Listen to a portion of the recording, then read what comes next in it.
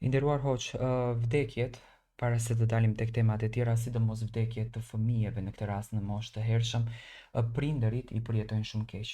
Ka prindër që edhe mbyllen në vete, nuk e pranojnë dot realitetin, nuk e pranojnë dot faktin që fëmia i ka ndruar jetë. Çfarë këshille kishe ti për këto prindër në përgjithësi, ëh? Nuk flasim vetëm për familjen e shpatit në këtë rast, sepse kemi Ë, plot të rinj që na kanë ikur nga rrethi jon. ë, Gjithherë shembulli më i mirë është të parët tanë. Kush janë të parët tanë më të mirë dhe më të zgjedhur, janë profetët e Zotit. Profetët e Zotit kanë qenë më të dashurit e Zotit. Gjitha pejgamberët, gjitha profetët.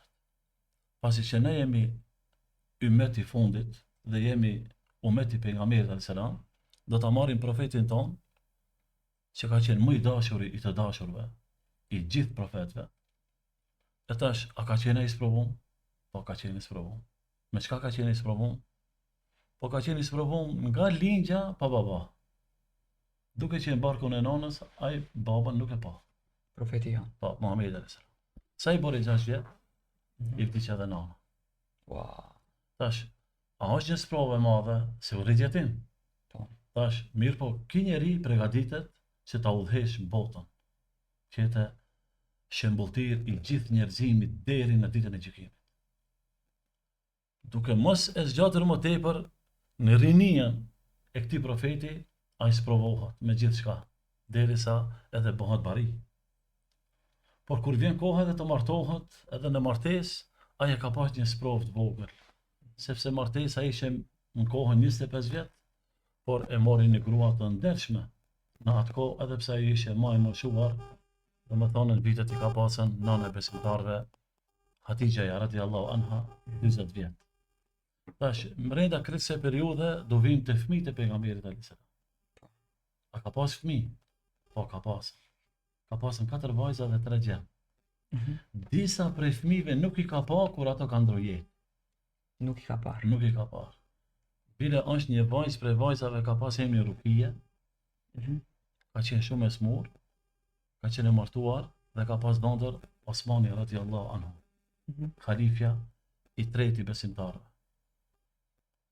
Momentin që shkon në Bedër, në Ramazan, pejgamberi alayhis salam, Osmanit i thotë ti nuk do të vish në Bedër me neve, betejë e Bedrit, por ti do të rish me vajzën time se ka pas smur. Por shpërblimin do ta kesh sikur me qenë Bedër. Pasi kthehet prej betejës, punën e parë që do ta bën pejgamberi alayhis salam është ta shohë vajzën e vet. Kur shkon te Osmani, vajza vetëm se kishte ndrojë. Kjo është prova shumë e madhe. Vetëm tha ma tregoni ku është bari, edhe shkoj t'ja falë xhenazën. Ka pasën raste sikurse gjali Ibrahimi, ka qenë shumë i vogël, 2 vjet e diçka, ku ndor, ka ndrojë jetë, edhe pejgamberi alayhis salam i ka ndonë lot. Ka thonë, syt lotojnë, zemra mërzitet, por na nuk dalim prej asaj çka është nga caktimi i Zotit. Që ka kuptimin vdekja dhe jeta. Para sa t'ja krijon jetën Zoti, e ka kriju vdekja. Pas se ka kriju jetën, që neve të na shef dhe të na sprovon, kush prej nesh do të bën vepra të mira. Kështu që edhe puna e rahmetliut tashmë, shpatë, e ka pasën caktimin e Zotit. E ka pasën të jeton atë që ka pasë të jeton. As ma tepër, as ma pak.